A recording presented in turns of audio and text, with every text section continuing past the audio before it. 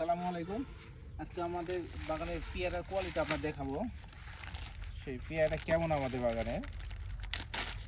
আমরা নতুন আঙ্গিকে একটা পেয়ারা নিয়ে কাজ করতেছি। আমাদের পেয়ারার যে সাইজটা এবং কালার দেখেন, মানে পুরো ডায়মন্ড কোয়ালিটি, চিকচিক করতেছে সব দিক দিয়ে। আর এর ভিতরে একটা ম্যাজিক আছে পেয়ারা, যদিও পলিথিনের মধ্যে ছিল, তারপর একটু মুছে নেই।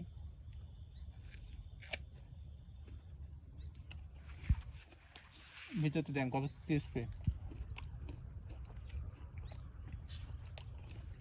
আমাদের এটার করার মেন উদ্দেশ্য হচ্ছে পেয়ারা যে কসমেটিক্স যেটা, সেটা যেন কোনোভাবে নষ্ট না হয়।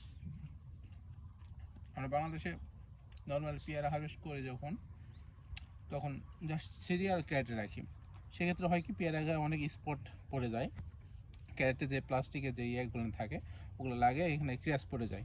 সেক্ষেত্রে আমরা যখন বৈকালের দিকে হারভেস্ট করি, সকালের দিকে যে আপনার আড়তে চলে যায়, পরের দিন যখন পাইকাররা নিয়ে যায় দোকানে সাজায়, তখন দেখা যাচ্ছে পেয়ারের উপরে অনেক ক্র্যাশ থাকে। আর আমরা এইভাবে পলি দেওয়ার কারণে হচ্ছে কি, আমরা যেভাবেই উঠাই যদি ক্যারেটে রাখি, এই পলির উপর দিয়ে যাবে, কোনো পেয়ারাতে কোনো ক্র্যাশ পড়বে না, আর পেয়ারার গুণগত মানটা অনেক ভালো থাকবে।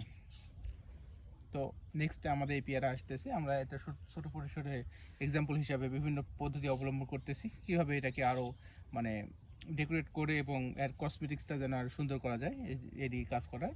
তো দোয়া করবে আমাদের জন্য, আমরা যেন আমাদের লক্ষ্যে পৌঁছতে পারি। ধন্যবাদ সবাইকে, ভালো থাকবেন।